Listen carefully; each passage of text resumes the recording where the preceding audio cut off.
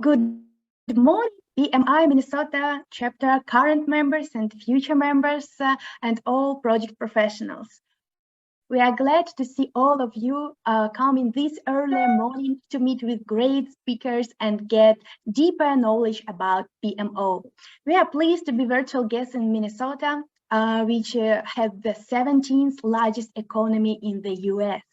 And some of the largest industries are agriculture, manufacturing, mining, energy production, and behind of all of it stands a proper management. And Fast Track Your PMO signature event is focused on project professionals who lead multiple projects and want to boost their career and get recognition. I'm Nadine, the event manager at PMO Global Institute, and I will moderate this event for today. I promise it will be valuable and joyful for you. At the end of the session, you will have the chance to win great prizes. So cheer up and stay tuned till the end. So first of all, warm welcome to Michael O'Connor, Senior Research Program Director, Program Management, Medtronic, PMI Global Executive Council, President-elect at the PMI Minnesota chapter. Michael, the floor is yours. All right. Well, thank you for that warm introduction, and good morning, good afternoon to everyone. I know in Minnesota here it's early and it's the day after Halloween, so hopefully people aren't on a sugar rush still. Mohammed looks like he's smiling, so he's probably got a little sugar there. So I'm just going to share my screen here. So welcome today, everyone in Minnesota. So PMO Global Institute is someone that I know Mohammed is connected with, and this is great to get an overview and get some guest speakers I look forward to today. I think it's going to be really educational, enjoyable. So you can see the agenda here. I'm not going to go through it item by item, but just to give you an idea of the different things that are going to happen here. And I think, just sit back and learn some things and, get some questions ready, and we'll go from there. So with that, I'm going to advance to the next slide, I hope. And do you want to cover this one? Yes, thank you for your great start.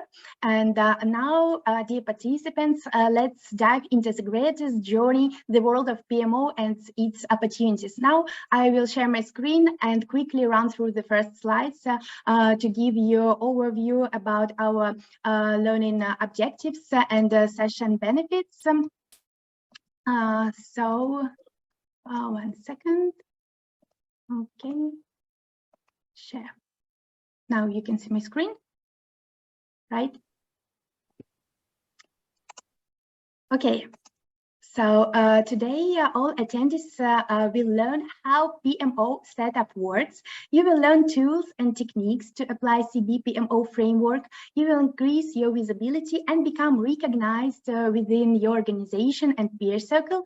Also, you will make use of the best practices in PMO and increase the success rate of your projects. And you will earn 2 PDUs, 2 contact hours.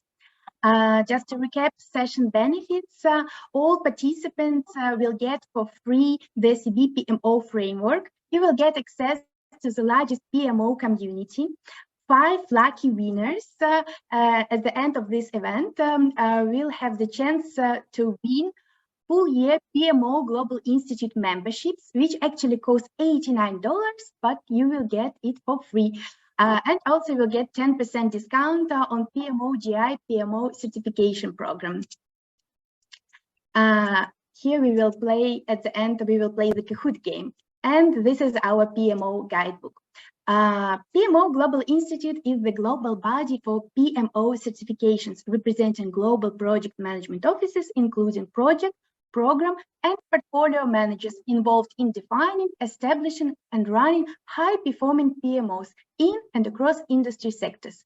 Our objective is simple: to make PMO learning available across the globe through certification, events, networking, and hands-on knowledge sharing.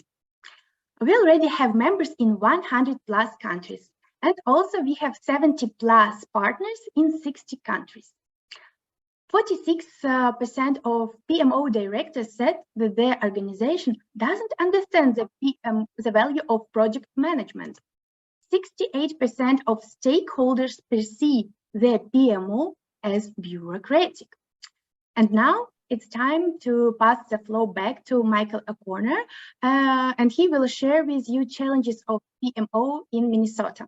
So Michael, the floor is yours. All right, thank you. So now you should be seeing my screen. So I'm going to go over an example here. So we went through that. So again, Michael O'Connor with Medtronic. I'm the president-elect COO at the Minnesota chapter. So welcome to all our Minnesota chapter members. Thank you for getting up again. Just a little bit of background on me. I'm not going to drain the slide, but I've been in project management for about 36 years. And you can all see my screen, right? Okay. About 36 years and 32 years of medical devices. I've been with Medtronic for about 20 years. And these are some of the things that I do. You can see project management's a big part of what I do. I travel a lot, or used to travel a lot. So I see a lot of people, get to a lot of conferences outside Minnesota. Just from a certification standpoint, I just put this together recently. I thought this is interesting. I have a lot of different certifications, a lot in PMI. I don't have any PMO ones yet, so I'm interested to see what PMO GI has. But you can see I have a very eclectic, different with quality, product development, project management, etc. So kind of an interest there. And then memberships. I belong to a lot of different professional societies. So PMO GI, PMO GA, PMI, etc., etc. It's hard just to keep all these track of, but I do find them very impactful, and I use something within all of them. But like I said, it's difficult to keep those memberships. So I want to talk about Medtronic just for a minute, because it's going to go dovetail into my quick presentation here. But Medtronic was born out of the 1940s. We had actually a storm around Halloween, and the power went out, and Dr. Lillihei here, you can see in the black and white picture, he lost a patient. So he asked Earl Bakken, on the other side, to create a wearable pacemaker, which he did. He put it on the child there, and that's how Medtronic was born. So great story. And what Earl is holding in one hand of the box is the original pacemaker. What he's holding in the other hand, the size of a pill, is the pacemaker we came out with in 2016. It's called the Micra.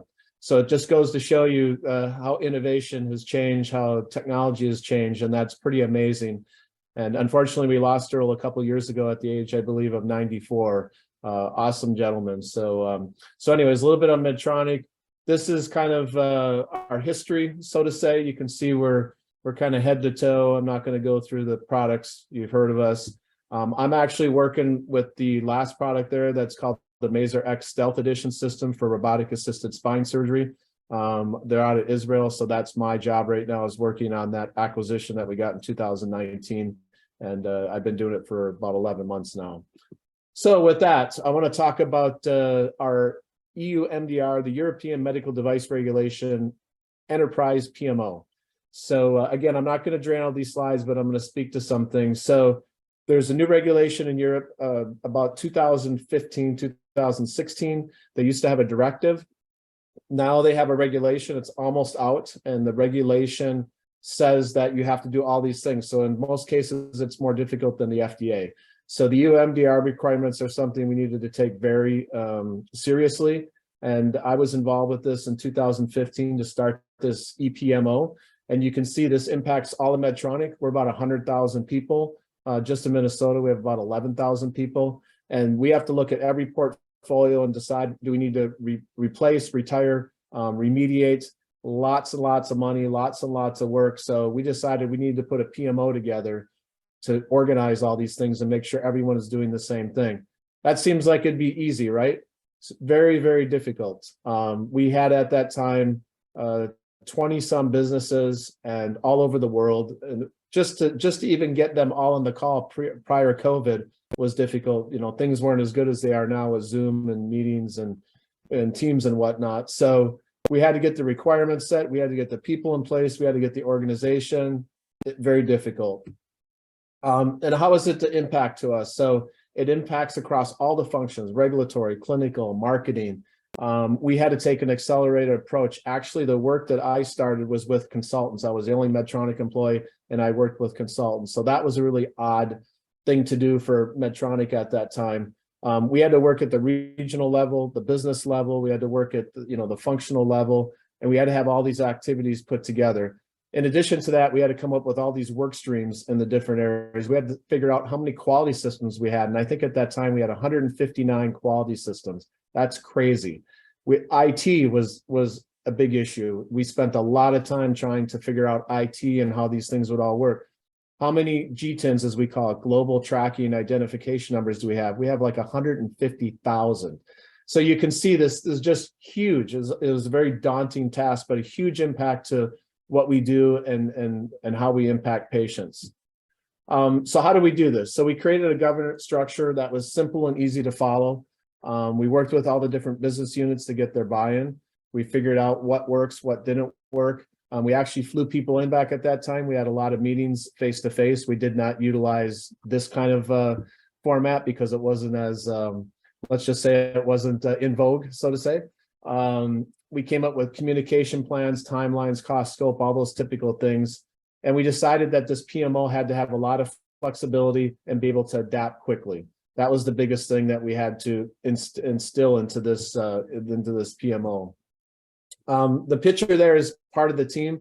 Actually, there's, I think, 3 people in there are Medtronic employees. The rest are consultants. But we, from a standard project management level, we made sure that we used regular practices.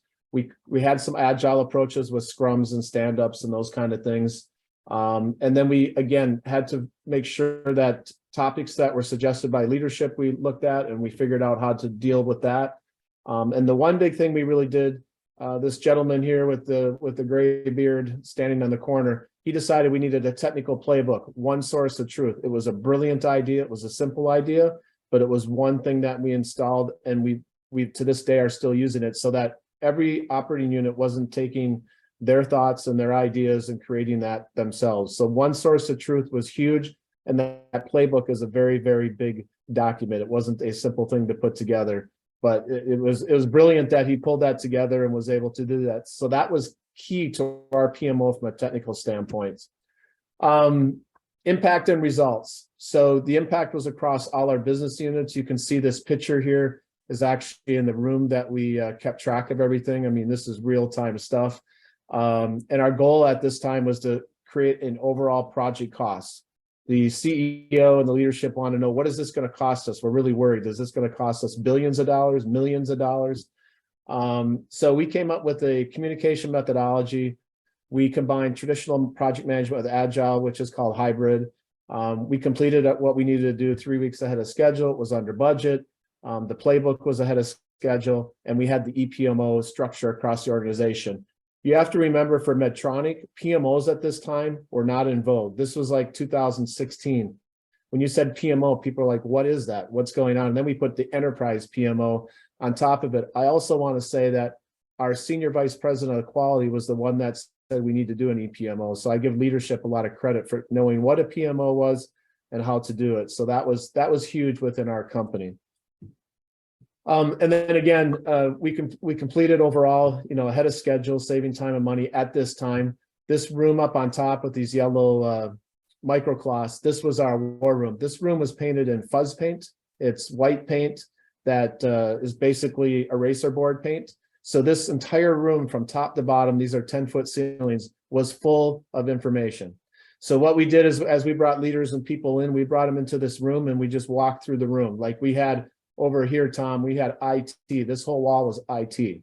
So we had all the things with IT. Over here was all our quality systems. I can't remember what the other walls were, but this was huge. People thought I was crazy having this place painted in fuzz paint, but I said, we need real time on the wall, not in emails, not on Teams. We need to really get face-to-face and sit down and really make this work. So that was a big piece of our success.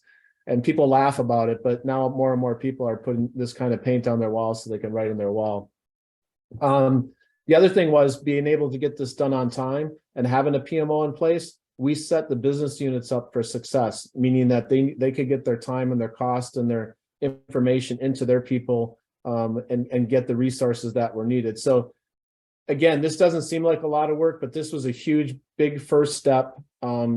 First to kind of break the barrier of an EPMO or PMO. And the second was to get this cost, kind of get our arms around it and make sure that the senior leadership knew what it was. So it was a big deal. And one thing I really liked at this time, I was meeting with Art Fry prior to COVID once a year for a number of years. He's the gentleman that invented the Post-it note. He's local here in Minnesota. And he says, good project management invests in the unknown rather than the technologies we already know about. So he was probably 88 years old when he wrote this. I was at his house for about 3 hours.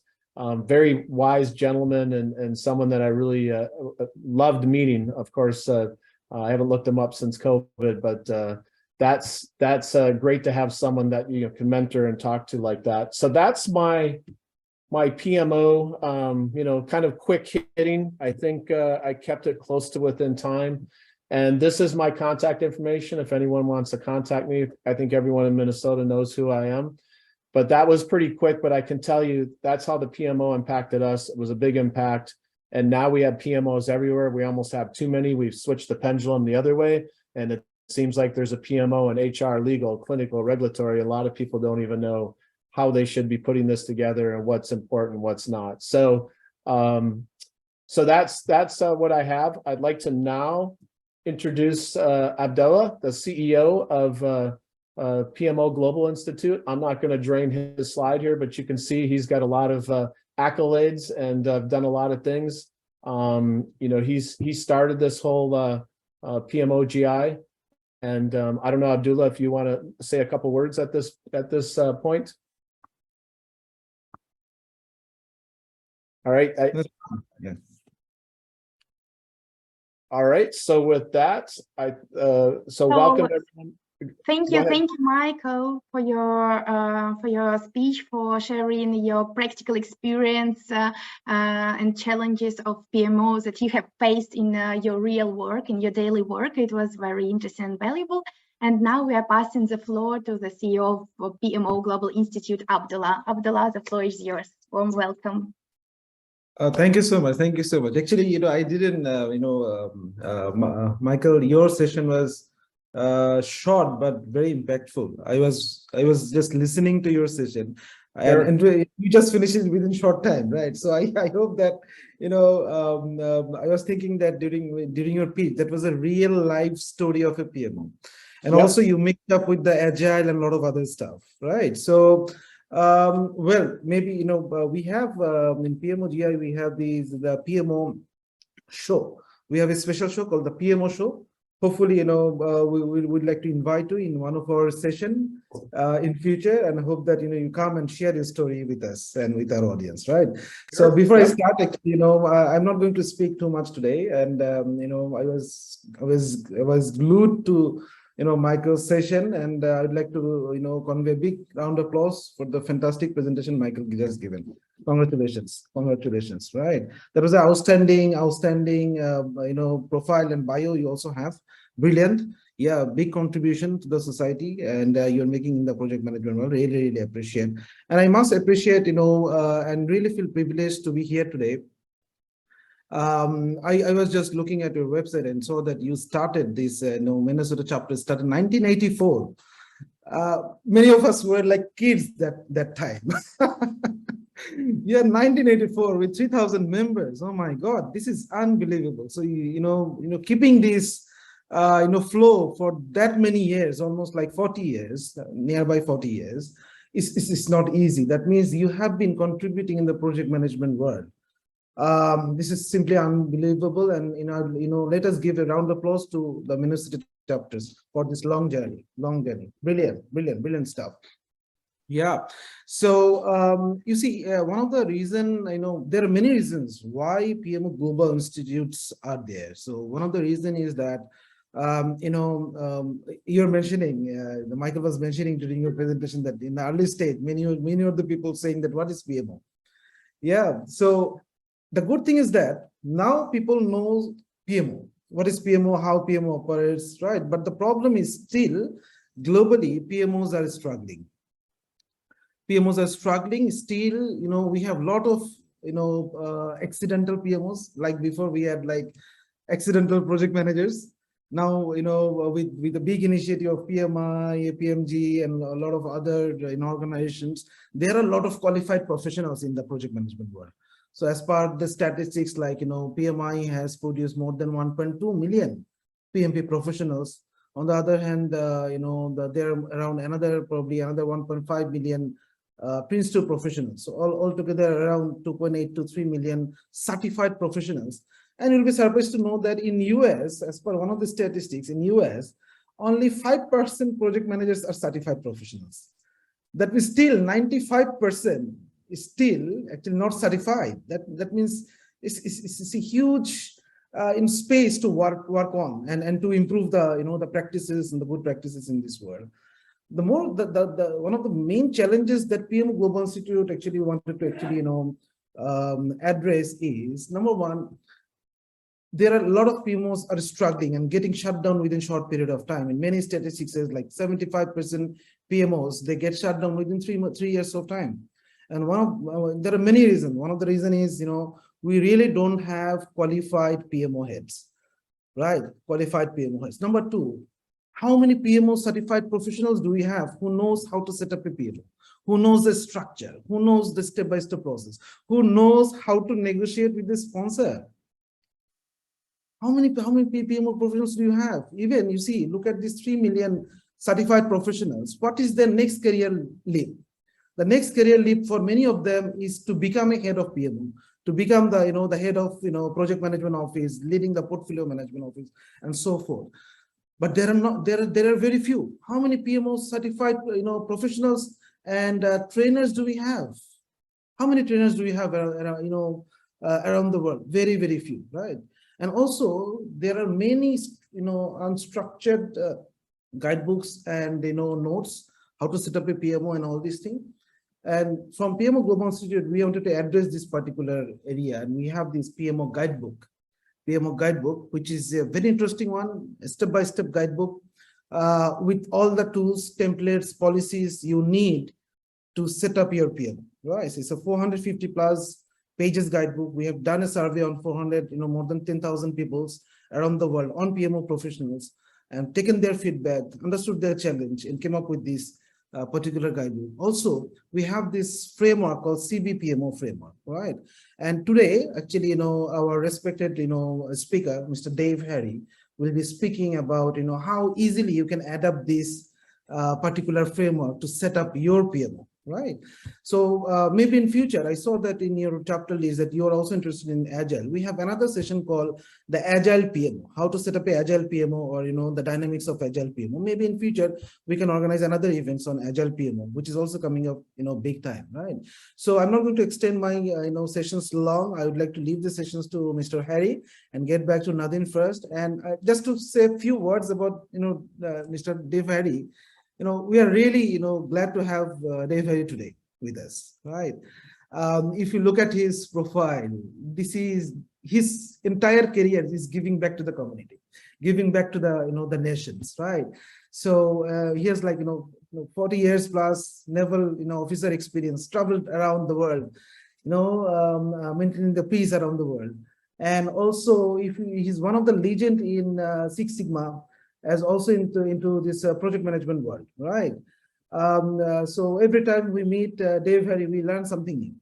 So on behalf of the audience also, I would like to thank Mr. Dave Harry to join today with this audience, right? And share, we'll be sharing your little experience with all of us. That will be a lot of valuable session for us, right? So thank you so much, and thank you, Minnesota chapter again. See you soon again. I will be here to to the sessions for any queries related to PMO, right? Feel free to ask your pain points in PMO. Hopefully, with our combined knowledge, we'll be able to actually address this during the sessions. And yes, 5 people today will win the PMO guidebook, right? So don't miss anything during the sessions, right? Thank you very much. Thank you. Thank you, Abdullah. Thank you for this inspiring and motivating speech. So we see so huge opportunities. And now, dear participants, be careful starting from this session. Take notes, because at the end of the event, we will play a Kahoot game. as Abdullah just mentioned, and you will have the chance to win one of 5 full-year PMO Global Institute memberships and download the digital copy of the PMO guidebook. So now I'm going to hand over to Dave Harry, who is the CEO of Process Whisperer Consultants LLC in Greenville. He is a retired US Navy pilot and has been a PMP for nearly 20 years. Dave is currently a black belt trainer and a consultant in many leading disciplines, including PMOs, project management, and process improvement, Lean Six Sigma, and Toyota Kata. He regularly speaks at PMI, AME, ACQ, IISE, Kata, and IEOM conferences at the Process Whisperer. He has completed CB-PMO consultant training. He has 15 years PMO experience and worked on Microsoft project implementations for PMOs from the earliest days. Following a military career and 3 master's degree in management, Dave taught Lean Six Sigma belt classes for various companies, including KPMG Consulting, Deloitte, Northrop Grumman, Rolls-Royce Energy, and the UNIF of TN. Dave has been a member of a dozen PMI chapters throughout the world. He serves on ACQ Lean Enterprise Division and IISE Operational Excellence Division boards. He is an ACQ International Team Excellence Awards final round judge. So Dave, the floor is yours. Warm welcome.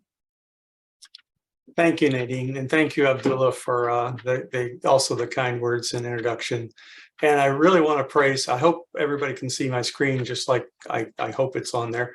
I want to thank Michael first for connecting with me on LinkedIn, and I'm going to welcome everybody to connect with me on LinkedIn. But the eagerness that I've seen with Michael in his medical devices with Medtronic to be an early leader and an early adopter to the PMO profession is really, really neat. And I've got a friend in Valencia, Spain, that's with Edwards Life Industries, which is probably one of your competitors. But you know, I think it's one of the industries that's really ripe for PMO, especially in a global you know, realm. So a lot of the things that you talked about in your presentation, I think we're going to reinforce during my presentation. So I'm Dave Harry. I've got a couple titles after my name, but I'm a certified baseline PMO consultant. I'm also an Agile Scrum Master, a PMP for I don't know how many years. Early on in the early 2000s, I was on the second scheduling conference. So I was on the global scheduling standard for PMI in my early years back, you know, just after 2000. So let me go through a little bit on my career, just like Michael did, but it's certainly not as impressive as Michael's because I don't have as many badges. But a little bit about me, and I think Karine has already, or excuse me, Nadine has already told a little bit. But I'm going to talk about Fast Track Your PMO, and I'll talk about going through the PMO guidebook and the PMO framework and the PMO processes that we're going to talk about with the layers. So here's a little bit about me. I grew up in Ohio and Florida. I've worked in a lot of companies. KPMG Consulting was probably my first introduction to project management. That's where I got my PMP. And since then, I went to Northrop Grumman. That brought me to Fridley, to BAE Systems, where I was an IB&D software analyst. And it wasn't Agile at that time. We did spiral development for software. And I worked with BAE Systems up in Fridley, so made a lot of trips up to Minnesota. I later went to Rolls-Royce, started my own company, and then started working with University of Tennessee, having branched out and doing a little bit of stuff with Six Sigma. I've lived in a lot of places in the world. I am a retired Navy pilot, so I've lived in Spain. I had a stint in India with the Indian Staff College. I lived in Sri Lanka as defense attaché, been to Maldives 36 times. I still go overseas regularly. A lot of my time was in Virginia, but now I live in Greenville, Tennessee. So if you just focus on the things that are the red circles, all the rest is kind of fluff. but I live in Greenville, Tennessee, which is the pointy end of Tennessee, near the Virginia-Kentucky border. And that's where I am now. I've been there for about 5 or 6 years since I settled down and started working at the University of Tennessee. Like Michael, I support almost every conference and association on the planet. Not quite as many, but the concentration right now is the PMO Global Institute, and I'm really happy to have the senior leadership of the PMO Global Institute support me on this call.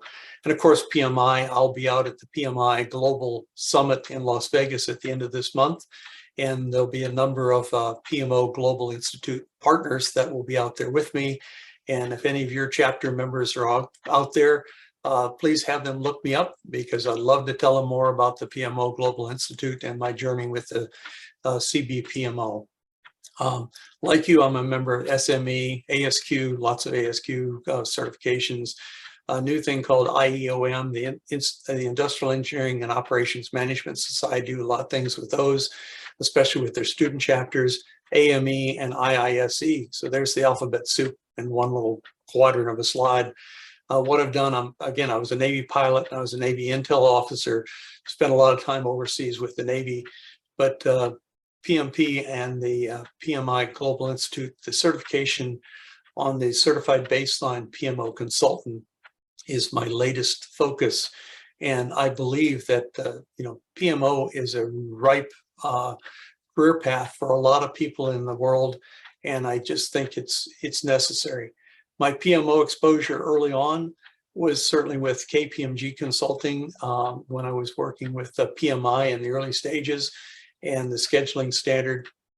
And so I was on the Microsoft project integration team when Microsoft Project went into a web version. So I worked as the gold team with Microsoft out in Washington, and we used to have team meetings to try and integrate Microsoft Project, Microsoft Team Services, SharePoint, and all those early adopter tools that were necessary to start up PMOs.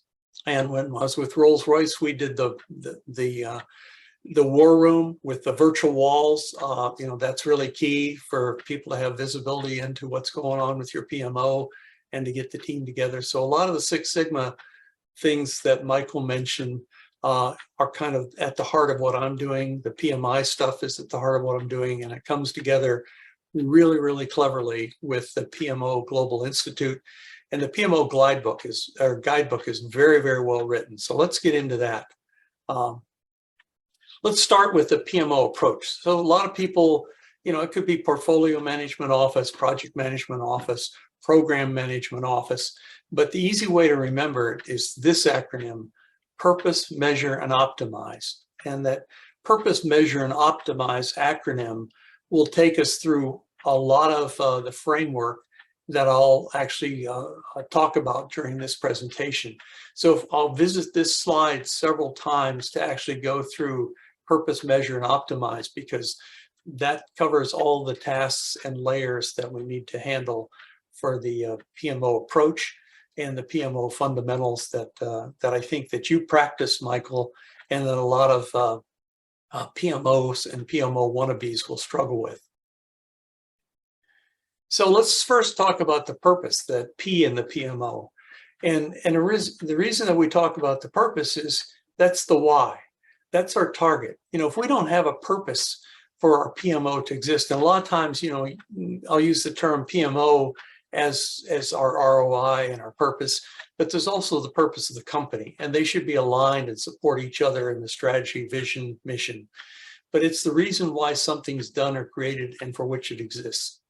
So you've got a reason for a PMO, and I'll go through a lot of those reasons, and you'll hear about them later when we play the game of Kahoot. But really, that's the why. So we need to focus on that. You got to have a North Star, a direction, a purpose of why you're putting the PMO together and what it's supposed to achieve in the strategy, vision, and mission of the PMO. You realize that a PMO is there to affect change. And a lot of project management is all about change.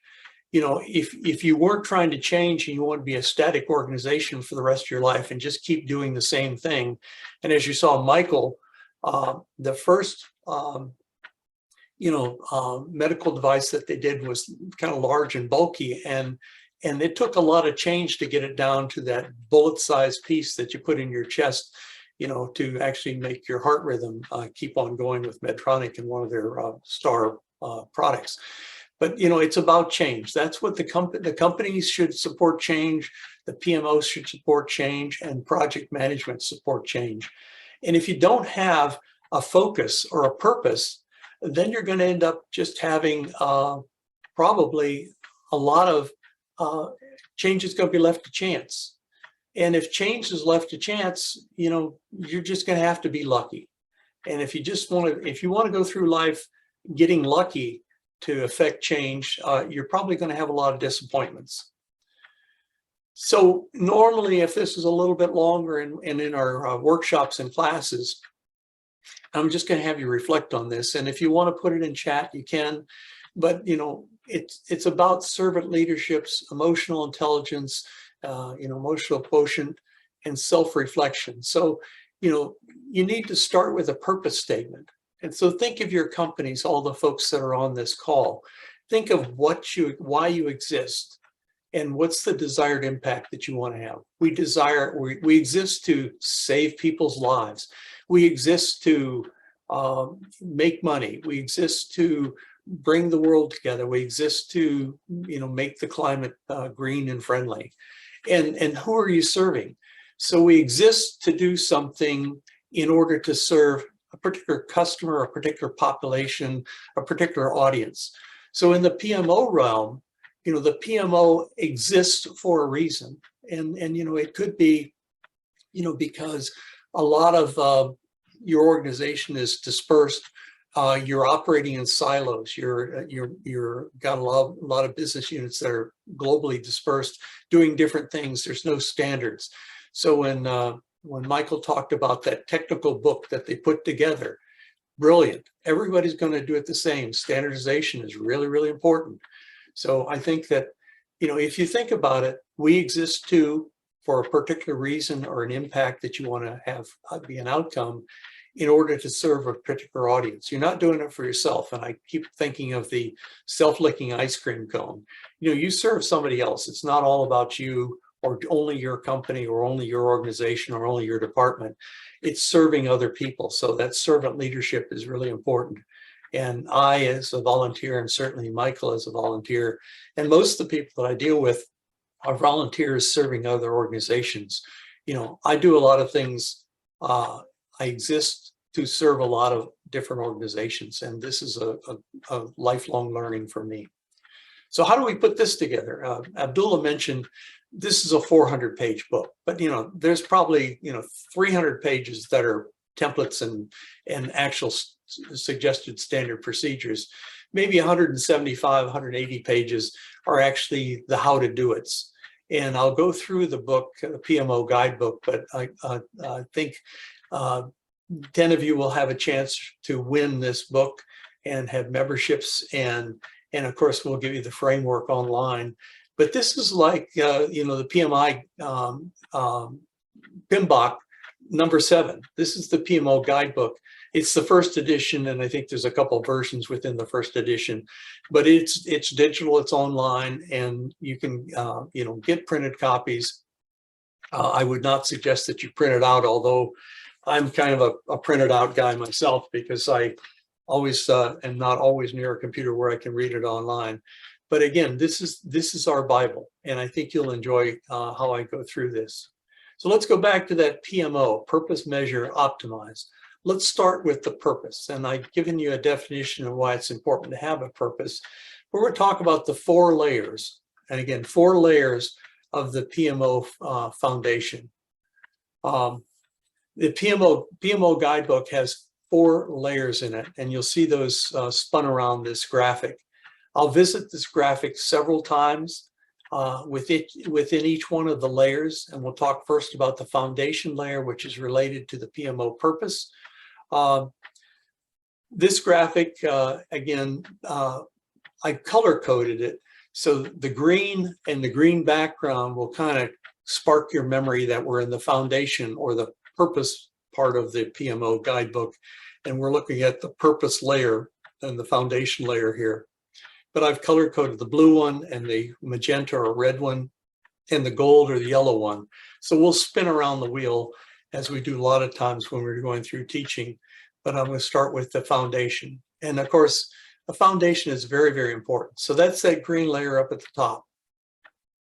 Again, there's 26 processes in the 4 layers of the PMO framework. So you don't have to count them. Trust me, I counted them a couple times. There's 26 there. And they're kind of balanced. And we're going to go around that wheel and talk about these layers.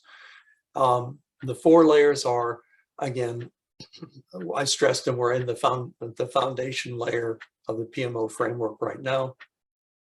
And we're going to talk about the green area here. And why is that important? Well, again, if you're defining the purpose, that's your foundation of your PMO. That's your kind of your North Star. And if you don't know where you're going, and this is a favorite saying of mine, if you don't know where you're going, any road will take you there. So one of the objectives of setting up the PMO is to optimize for resource utilization. You've got a lot of very, very valuable team members all around the world with your companies. And as you know, hiring new team members in this environment is very, very difficult. So you want to hang on to them and utilize them in the optimal role. So the role of the PMO is to perform PMO functions at a high level to generate greater value for the PMO and greater value for a company, and certainly greater value for employees, because if your employees don't perceive greater value, they're going to leave. So one of the objectives is to optimize resource utilization. And if all your employees are happy and they come in every week and they say, thank God it's Monday, instead of thank God it's Friday, trying to get out of there, you're going to keep your employees and you're going to have a high degree of efficiency from them. So let's take a look at the foundation layer here.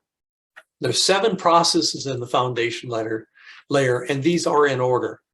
So certainly you've got to focus on the business objectives, the why, what's the reason that we're really, from a business standpoint, of forming up the PMO? Is it to have an increased return on investment? Is it to please our customers? Is it to carve out a bigger market share? Is it to make the environment, greener? Is it, to steal market share from others? Is it to stabilize? Is it to grow the business? And so after you've discovered your business objectives, you want to key those in with a PMO strategy. How are you going to make those business objectives achievable? And with those online that have a Six Sigma background, you might want to do a health check. And the health check and the maturity assessment is kind of a looking at where you are right now. So before you actually form your PMO, you want to say, do I have employees in the right location?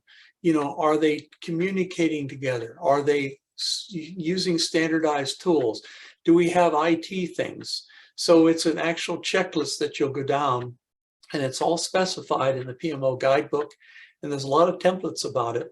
But you want to do that health check to actually see the baseline of where we are. Because if you know where you want to go, but you don't know where you are, you might struggle going off and fixing things that really aren't needed fixing. And you want to end up finding the health check to find out where you are right now and which things are sick that need the most attention as you set up the PMO. And of course, like the PMI, there's a maturity assessment. So there's a 5-level maturity assessment, and you want to see where you stack as far as whether you're an immature organization, you're a developing organization, whether your PMO is being optimized. So there's a 5-level almost checklist that you would do after you do the health check to see, how mature is your PMO. Because you want to go in and actually, mature the PMO as you grow. And then you want to analyze and define the PMO functions. So there's a tremendous amount of functions, and we'll go into those later. But there's a lot of functions with the PMO, and you want to see which of those PMO functions you're going to utilize the most. And it depends on the PMO. The guidebook is exactly that, a guidebook. We'll give you some best practices, but it depends on your PMO that you're setting up. And the next thing is to do a roadmap. So how are you going to get there? And this is just going to be a step-by-step roadmap that you believe by a certain date, you'll achieve certain standards and improvements and steps to actually get your PMO up and running. And of course, Michael did his rather quickly, but he did follow a roadmap. And then you want to develop a charter. And the charter is the contract between the executive sponsor and the sponsors and the stakeholders that says, this is what we're going to achieve. This is how we're going to form the teams. This is the expenditures that we're going to have. This is the key process indicators that we're going to have. The charter is going to be a contract between those that have the resources and the funds to stand up the PMO and the people that are going to be operating in the PMO, including the team members, the PMO manager, the executive sponsors, that this is the agreement. This is the actual document that you're going to have as a contract to stand up. So that's the foundation layer, 7 processes, and this is the first of 4 layers, and it's color-coded green. But now we're going to move into the measure phase, or the measure part of the PMO approach. That's the second of the 3 phases for the PMO. In the measure phase, you're going to actually take and look at all the things that are the key process indicators and how you're doing. Now you've got set up what you're going to do. Now let's see how we're going to do it. So you'll remember back in the 90s, Peter Drucker. Peter Drucker said that when he was talking about progress, he says progress cannot be generated when we are satisfied with just the existing solutions, or what gets measured gets managed. And so, I think Toyota also talked about that. If you're satisfied just staying where you are, and you don't care whether you actually grow, you don't care whether you have to hire new employees and keep them happy, you don't care whether you have a return on investment, then you can just stay where you are. And if you're satisfied with existing solutions, then you can be happy with that. But this is all about change. And most organizations want a PMO because they want to efficiently achieve change. So let's get into measure, and that'll take us through one important layer. These are some quotes on measurement. And most of you are probably familiar with this, but it started back with Sir Francis Bacon. He said, whenever you can, count. So again, metrics are important. And then Albert Einstein said, not everything that counts can be counted, and not everything that can be counted counts. And of course, we've got, Robert Heinlein said, if it can be expressed in figures, it is not. If it can't be expressed in the figures, it's not science. It's just an opinion. And I've got a coffee cup from my Six Sigma days that says, without data, you're just another person with another opinion. And of course, Lord Kelvin, who is responsible for the Kelvin temperature scale, says if you cannot measure it, you cannot control it. And obviously, we have thermostats in every one of our houses to control the temperature that Lord Kelvin brought us. And we had Doug Pratt say, if it moves, it can be measured. And if it can be measured, it can be changed. So again, this is all about change. And then Seth Godin said, measurements are fabulous unless you're busy measuring what's easy to measure as opposed to what's important. So just because you've got data, you don't have to collect it. And just because you've got something that you can measure doesn't mean you have to measure it. So measure what's important. And that brings us down into what we talk about later is key performance indicators. And they're key. So you want to measure what's important, what actually moves the needle in your organization or in the project management office. You want to measure what's important. And then that takes me back to a lot of my Six Sigma days, because a lot of people want to measure things, but they don't actually affect the outcome. And it's about outcomes, not outputs. So as you know, with the PMI or PMBOK 7, it's all structured for outcomes. And so you want to measure something that actually affects the outcome, that actually makes that needle move towards the end that you're trying to achieve. So here we are in the executable layer. And again, that is in the M, the measure phase here. So let's talk about the 7 functions that are in the executable phase or the executable layer. So color-coded in blue in that middle section, and I'll go over each one of these lightly because of the time constraints that we got.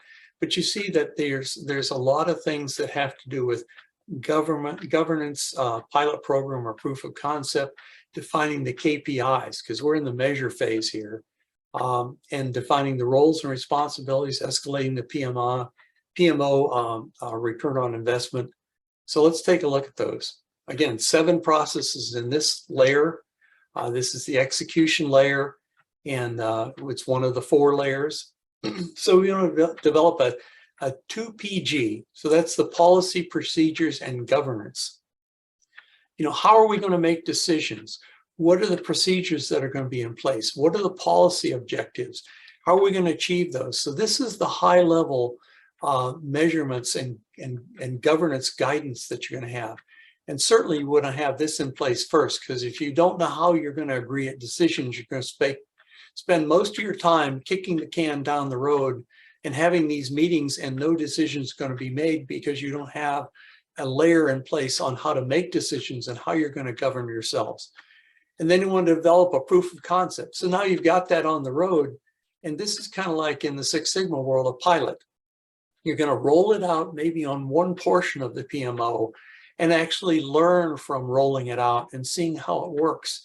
And that proof of concept is going to be something that you'll say, we may need to refine this. And I loved, you know, some of the things that Michael was talking about, making sure everybody was working from the same agenda. You want to define those PMO KPIs. You know, is it return on investment? Is it, you know, on the human resources side? Is it, you know, to make sure your customers are happy, voice of the customer? And then you want to define the roles and develop the competencies. Are your people trained to actually carry out the roles that you're going to assign them? Do you need to have strong communications with your customers? Do you need to have a strong back end to actually delve into the data science and AI part of it? Is there a digital component, or is this mostly, you know, a corporation that is local and is not global with a strong AI background and data science? You want to take and be able to evaluate the return on investment of the PMO. This is one of the most difficult parts because a lot of PMOs cannot measure how well they're doing. And if you don't know how well you're doing and you can't make that case to the C-suite and to the executive sponsors, you know, a lot of times they'll say, well, the PMO isn't earning their keep, so let's just abandon it. Let's, you know, and a PMO might start up the organization and then it might die. You know, one of the roles of the PMO is to keep measuring how they're doing and also being able to track their performance and continue to improve. Like the Six Sigma world, the PMO is not a static organization that you set up once and you live with for the rest of the PMO's life. Because if you can't evaluate how it's doing and track its performance and then actually make that performance known to senior leadership, it'll die a slow death because people will think it's not worth the resources that are going into it. So you should actually plan for someone being able to help track that and to affect some continuous improvement, whether it's theory of constraints, whether it's agile, or whether it's Six Sigma, but some of those improvements are necessary. So we've gone through the measure in the PMO approach, and now let's go to optimize, and that'll take us through the last 2 layers. We've completed the execution layer, we've included the foundation layer, and now things are up, they're running, we've got a way to make decisions, we've got policy, procedures, and governance in place, we've got some measures in place, we've got the KPIs there, we're up and running, but now we want to make things better. We're not comfortable with things just being the way they are. So we're going to use actually the last 2 layers to optimize the PMO. And these layers are the supporting layer and the leadership layer. And there's 9 functions in the supporting layer. So we're going to optimize it through the supporting leadership layers, and we're going to go through the processes that are contained in these. And again, all of this is contained in the PMO guidebook. It is extremely well laid out. I actually, I read it on a recent cruise in Portugal, and actually not having distractions, I just remarked at how well this thing is laid out. And this is like PMBOK 1, as far as on the ground floor. And you think about PMBOK 1 and how well it was laid out and how it's matured. This thing is almost at PMBOK 6 or 7 level in how it's laid out. So we're focusing on the supporting side. So if you look at the red or the magenta on the side, you're going to see that these are kind of this hugs the PMO. And you got the 2 layers on the side, which is the processes on the right side that's red and the process on the left side. And it kind of hugs the PMO, it supports it. So let's talk about those individually. There's 9 processes in the PMO supporting layer. And so you've got models, methods, and artifacts. And those are the templates and the things that you're going to use. And when Michael talked about knowledge management and talked about how important it was for everybody to have that single document that everybody could go back to. Again, this is in this layer of the PMO strategy, is to talk about the models, the methods that you're going to use, the artifacts. That's that deep dive into knowledge management, those artifacts that you have that you're able to retrieve and see how you did it one time, and you want to maybe repeat that because it's good. You've got a lot of stakeholders, and the stakeholders are people that can affect your project either in a positive or a negative way.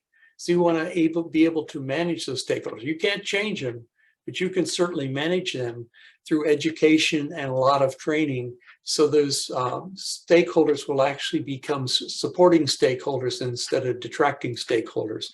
You want to look at the environment, because the environment of your organization and the PMO and your company is consistently changing. Things aren't the way they were in 2000 and back in the 1980s for sure. And, I've gone through part of my life where there was no email, and part of my life there was no internet, and part of my life there were no PMOs, and part of my life there were no clouds. And so I've been through that, and that environment has moved, and who knows what it's going to be in the next 10 years.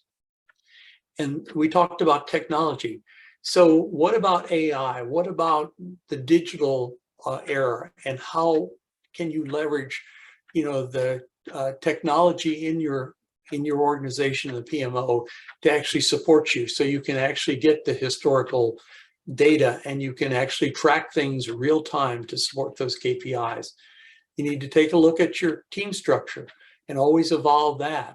Look at succession planning, because if, in this day and age, a lot of people leave a lot of organizations for a lot of crazy reasons, and it isn't the age where people stay in there for a career. So you want to have succession planning, and that's pretty key. And that's part of the supporting area, is to make sure that you've trained, people to take over if something happens to somebody. And we certainly learned that during COVID, because there was a lot of stress on organizations and having succession planning working. A lot of supporting functions, whether it's either your IT support, or whether it's your financial support or invoicing, or interfacing with customers, or a lot of functions that aren't actually in the PMO, but that are vital. And then you might evolve your PMO. There's several different structural types of PMO, whether they are, have a very strong PMO where everybody works inside the PMO, or where the PMO is an advisor, or whether the PMO it's blended or hybrid organization. And of course, we spend a lot of time on the Agile PMO, and that's got a very, very strong thing. We'll talk a little bit about that, but we'll first talk a little bit about leadership, which is the other supporting layer. So this is, again, the PMO framework. There's 4 layers in it. We've gone around through foundation, executable, and supporting. And now we'll talk about the 3 processes that are in leadership. And coincidentally, this is all part of optimizing the PMO. So those last 2, supporting and leadership, are about making the PMO constantly better and making it relevant so that it can sustain itself and actually serve the organization and the stakeholders, to actually make it more efficient and actually balance the resources. So down at the very bottom, PMO leadership and the executive leadership and or executive sponsorship and emotional intelligence.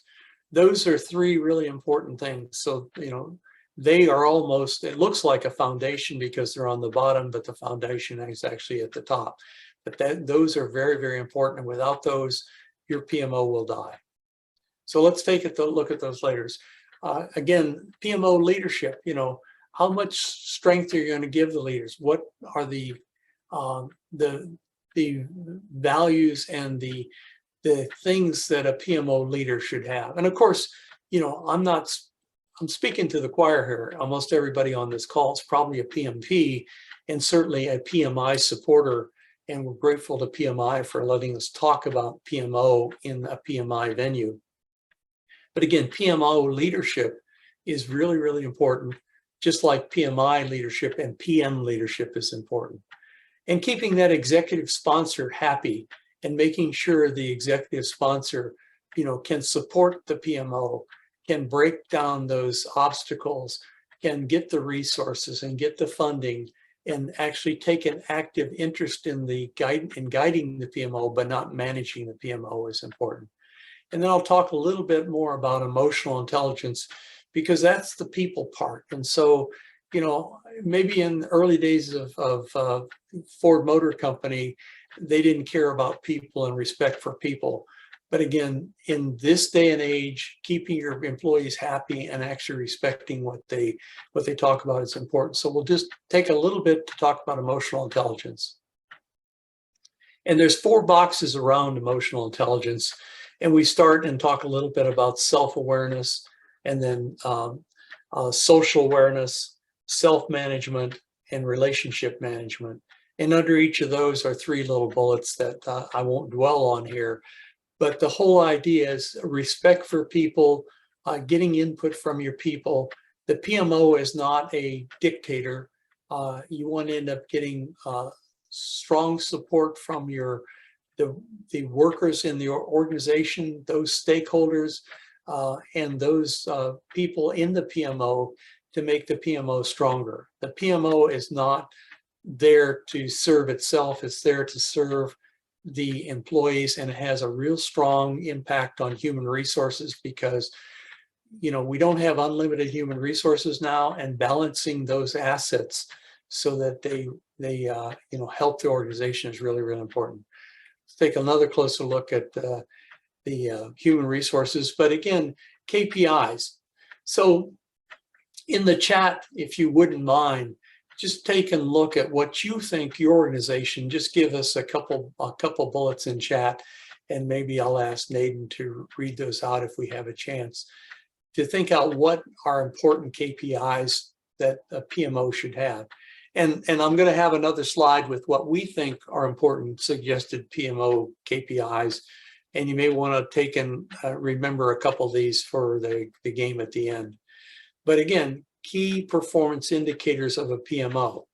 So how would you measure how a PMO would be for performing? And drop a couple of those in chat, and maybe Naden can read those out for me. Do you see any in there, Naden?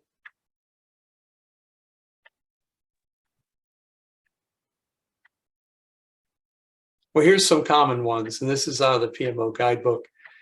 Improve project completion. I mean, good Lord, if the PMO is there to support projects, portfolios, and programs, wouldn't you want to actually see that you're completing more, you're completing them on time, you're being able to predict how a project is going to perform. You know, if you can actually staff it and make the framework of a project and get the resources in place and have all the war room set up and everything, all the templates and everything ahead of time, you can probably do things that are going to improve your predictions on actually closing out a project earlier instead of having it be the project from hell that lasts for 5 or 10 years. You want to improve stakeholder satisfaction. You can measure that through surveys and a lot of other things, and prioritize projects to improve ROI. So the return on investment, you certainly want to have those projects that are going to offer the biggest return. So you want to be able to measure which are those projects and identify those. Faster time to market. Certainly in medical devices, your competitors are going to bring things to the market sooner. And if they bring out a patent or if they bring in something quicker to the market, even if it's ideas and landing new customers. Think of how Apple did with their iPads and a lot of their devices. Time to market is really, really critical. And so measuring that is important. And that's an important KPI. Improving resource management, improving process management, and of course, optimizing finances. You know, unless you're a 501(c) or a volunteer organization, you're out there to make money for either your stakeholders or your shareholders. So we've gone through, you know, the 4 layers of the PMO framework. We've talked, you know, a little bit about all of the 26 processes and where they hide out under which layer. We've talked a little bit about, you know, the how I've color coded this so that it makes sense. And we've gone through, you know, the order of the foundation layer. We've gone through the measurement layer. We've gone through the supporting layer and the leadership layer. And I think that's that pretty much caps it out on the PMO guidebook. And I would encourage you to, you know, take a look at it. Those that are trying to do a PMO from scratch and learning as you go, there is a better way. And I think getting involved in the project management office Global Institute is the way to go. There's free associate members, and I think that Corinne is going to talk a little bit about that a little bit later. And there's also paid membership. There's advantages to each. And there's that coveted certification, which I earned recently, to be a certified baseline PMO consultant, and then an instructor also. So I want to thank you. Good to be back in Minnesota. And I'm thankful that it's not the deep winter when I'm there with you guys. We can take questions at the very, very end after the next couple presentations. That's me. I'm the PMO Whisperer, and I've actually trademarked the Process Whisperer. And I've also got a domain, the PMO Whisperer. I'll be eventually rolling out some instructional training for those that may need it in the near future. There's my LinkedIn profile, Dave Harry Process Whisperer. There's my Twitter handle. And I want to thank everybody for being attentive and let me take you down through the PMO framework. And I will end the slideshow now and turn it back over to Nadine. Thank you, Dave, for this amazing, brilliant, detailed presentation. So if anyone has questions, wait a little bit till our next speaker finishes her speech. And now it's time to pass the floor to the Vice President of Global Partnerships at PMO Global Institute, Corinne O'Brien, to speak on the topic Career in PMO. Corinne is responsible for promoting PMO learning through collaboration and the partnership program. She has a deep understanding of the diversity of project management, gaining cross-cultural expertise from operating in 6 countries across 3 continents over the past 16 years. By sharing the knowledge of PMO Global Institute's CB-PMO framework and guidebook, Corinne strives to change the fabric of PMOs across continents by ensuring PMOs are not simply performing, but succeeding, thriving, and speaking the same global language. Corinne, the floor is yours. Warm welcome. Thank you, Nadine. Good morning, everybody. Thank you for joining us so early. You know, this is dedication, isn't it? This is dedication. I love it. So we're really, really grateful for all of you being here today. Congratulations, Dave. That was an amazing presentation. And I think, you know, the framework, it is so comprehensive. The fact that you gave this amazing summary in this really short period of time is absolutely brilliant. So thank you for that, Dave. That was awesome. So my name is Corinne. I am the Vice President of Partnerships at PMO Global Institute. And I know in the chat box, there's been a little bit of a misunderstanding regarding the membership. So let me just share my screen with you all, and I will clarify what will happen today. So let me just share this with you. So there's actually 3 ways that PMO Global Institute can help you within your career. this is what we're here for. We are here to provide the training, the tools, the knowledge, the support to support you as you move through the PMO space in your career ladder. So the first way, we do have two different types of membership that you can see here. Everybody is welcome to sign up for this free associate membership today. So Nadine, could you please put the link into the chat box, please? And with this associate membership, you will be able to download your own version of the CB-PMO framework. So please do that. We also have our amazing community manager with us today, Dylan. Let's say hi. Hi, everyone. Hope you're doing well. So this is Dylan, and he will be sending out amazing newsletters, statistics, everything that's happening as the PMO space evolves, as it is doing quickly. So please sign up for that membership, and you can receive newsletters and everything that's going on within the PMO space. The second kind of membership is this regular membership, and this costs $89.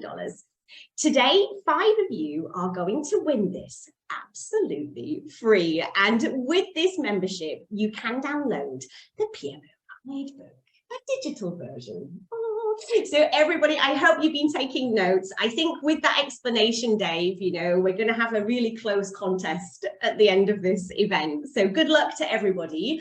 And I hope you can win the regular membership. So this is one way that we can support you. Another way is, of course, to become a CB-PMO consultant.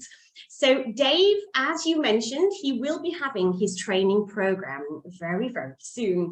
Dave, if you'd like to pop your LinkedIn into the chat so that people can contact you directly here. Dave will give you the details of his next training program. The program is 21 hours in total. And as Dave very, very nicely described today, it does show you how to implement and help to run a successful PMO. So this is the second way to become a CB-PMO consultant. So this is number 2. The third way that we can help you, are you a born instructor? Is it part of your passion to instruct and help people to grow throughout their careers? With our authorized business partnership, you can become an authorized instructor. I will be very, very happy to meet with you and to discuss this partnership a little bit further. When you do become a business partner with us, we will support you in becoming not only an authorized instructor to build your training business, but also to become an independent PMO consultant. Do you have that entrepreneurial mindset? Please let me know. So remember, at the end of this part of the event, we will be having this contest. So good luck to everybody. And thank you again for joining us so early in the morning. Thank you very much, everybody. Thank you, Corinne, for letting dozens of participants to know opportunities that are opened in front of them. So, and now it's time for Q&A session. If anyone has any questions, feel free to ask directly to any speaker. And I have one question. What year did the PMO guidebook come out? So it's from our chat box. Who can answer? Maybe Corinne, you can answer. Or Dave? I can, absolutely. So the PMO guidebook has started being developed around 2017. And the way that this was actually contributed to was through a huge research project with over 10,000 project managers. So it was actually released in 2020, but it has been developed since 2017. Great, thank you so much. Any other questions? Don't hesitate to ask any of our speakers. Yes, this is Sarah Swanson. I have a question. Can you hear me? Okay. Yes, we can. Okay. We've been researching the certifications, and I know one of the requirements is to report 30 hours of PMO learning and implementation experience in a 3-year period. Can you give some examples of what type of training or learning would apply to those 30 hours? Is it anything from PMI or reading articles? Just looking for some examples.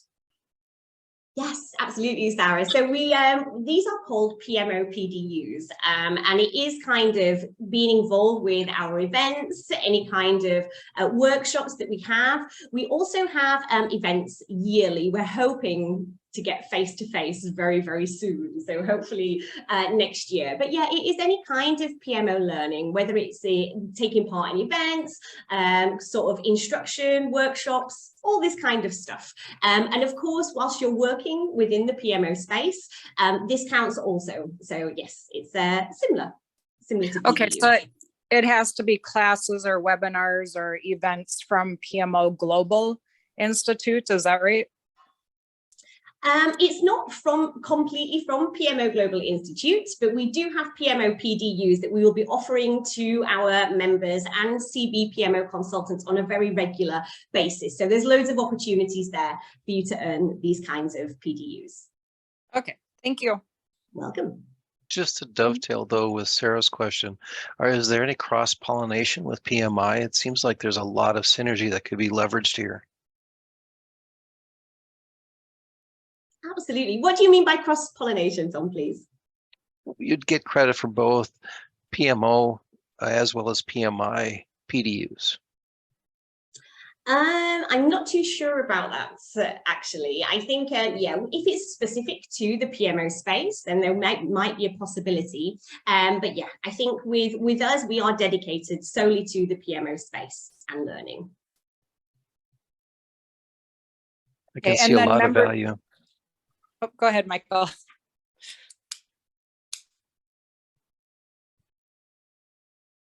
Are there any other questions? Yeah, I just had one more. This is Sarah again. With the membership, I take it there's access to like templates and documentation, updated templates, documentation, et cetera, that can be reused in your PMO? Yes, so the documentation that you'll find in there will be the PMO guidebook.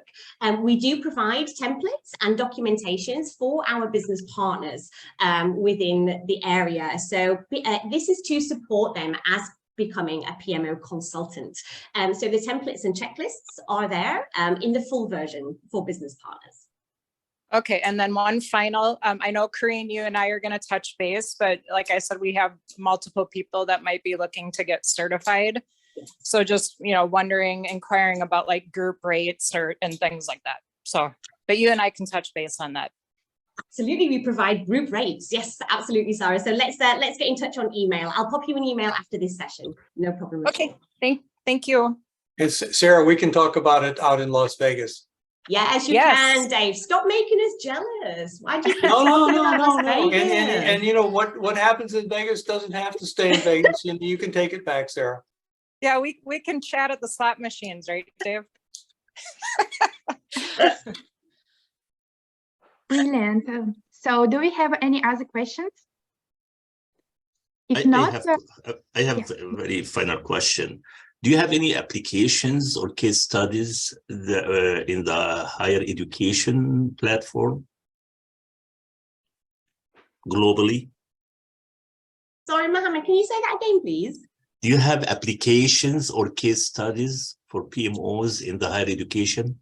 Higher education meaning sort of universities, PhDs, that kind of thing? I'm not sure, Dylan. It's not PhDs, universities, yeah, universities. You apply project office as in university. Sorry, Mohammed, I don't understand. You mean a PMO within the educational space or for students, for trainees? No, for university operations. Okay, I understand. I'm not sure, actually. Let me take a little bit of that because I'm working with a dean of a local community college, and so I actually teach for the University of Tennessee. And as you can imagine, a lot of universities have a lot of projects going on, whether it is a football field or a new stadium, a new student center, or a new, rolling out curricula. And you find out that in universities, there's a lot of siloed efforts going on. Tremendous amount of siloed efforts. So I'm actually working with the university as part of my business plan to actually bring a class to a university about PMO. So if you go into graduate school and you get an MBA, a lot of the, it needs to actually have a slant on it to actually teach about the importance of a PMO, the value of PMO, because even in education, Mohammed, you're going to see a lot of wasted effort and resources chasing down things that don't have a good ROI. So if you could actually put an umbrella PMO organization together at a university level to manage the university projects, portfolio, and programs, there would be a tremendous synergy. And I think that's an effort that if you would want to champion, we'd welcome the effort, and then we can learn from you. Okay, thank you so much. Yes. Yeah, just to add with Dave Harry that, yes, recently one of our consultant, Dr. Tony, right? So he's actually setting up one PMO at one of the large universities.